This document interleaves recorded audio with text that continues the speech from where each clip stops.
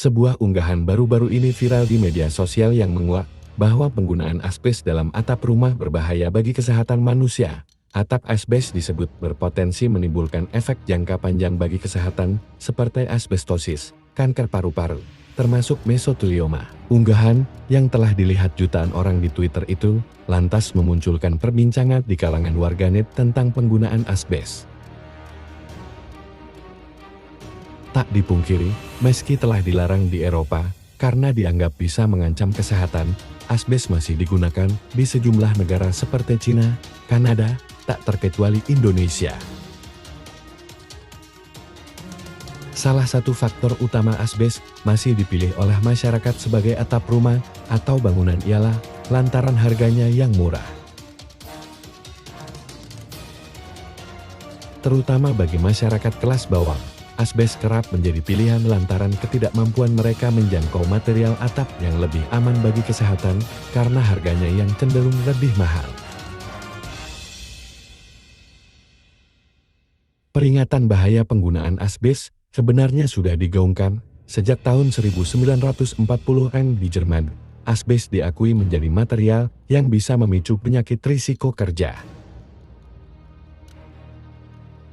Sejak itu, pakar medis meyakini bahwa asbes bisa menyebabkan beberapa jenis kanker seperti pleural mesotelioma, yakni kanker pada jaringan tipis yang melindungi paru-paru.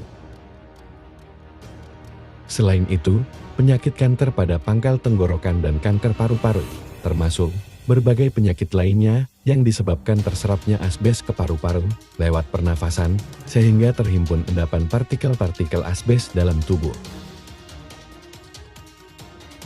Namun, asbes baru dilarang 60 tahun kemudian di negara Uni Eropa. Pada tahun 2005, asbes tidak boleh lagi diproduksi dan digunakan di Uni Eropa. Akan tetapi di negara-negara lain misalnya Rusia, Ukraina, Cina, dan Kanada, asbes masih tetap diproduksi. Dari mereka, asbes pun dijual murah ke negara-negara berkembang seperti India, Cina, Indonesia, Thailand, dan Vietnam. Mereka membeli materi bangunan tersebut yang jauh lebih murah dibandingkan materi bangunan pengganti asbes. Penggunaan asbes pun kian masif seiring dengan nihilnya edukasi sebagai langkah perlindungan kesehatan masyarakat, serta aturan yang tegas terkait larangan penggunaan asbes. Sementara itu, berdasarkan data statistik perdagangan luar negeri, setidaknya 100.000 ton meter kubik bahan baku asbes diimpor ke Indonesia dengan pajak bea masuk 0%. Sebagian besar bahan asbes digunakan sebagai bahan baku konstruksi seperti atap semen, pipa semen hingga partisi. Dilaporkan juga bahwa setidaknya 411 perusahaan mengimpor bahan yang mengandung asbes, serta sekitar 9,8% rumah di Indonesia menggunakan atap asbes, yang menunjukkan kemungkinan besar pekerja konstruksi bekerja dengan bahan yang mengandung bahan itu. Masih banyak masyarakat yang hanya mengandalkan kontraktor atau tukang bangunan dalam mendirikan rumah. Oleh karena itu, segala keputusan dalam pembangunan rumah, mulai dari desain hingga pemilihan material acap kali mengandalkan selera dan keinginan sang pemilik. Termasuk memberikan solusi terkait pilihan bahan bangunan yang terjangkau oleh masyarakat sekaligus aman yang merata di seluruh daerah Nusantara.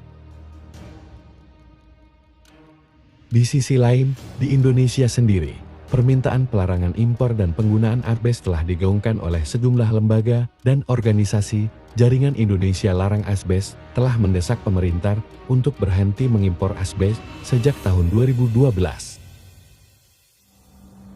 Bahkan, Organisasi Kesehatan Dunia atau WHO juga telah menggencarkan kampanye larangan penggunaan asbes di seluruh dunia untuk meredam kasus penyakit yang diakibatkan oleh penggunaan material atap tersebut.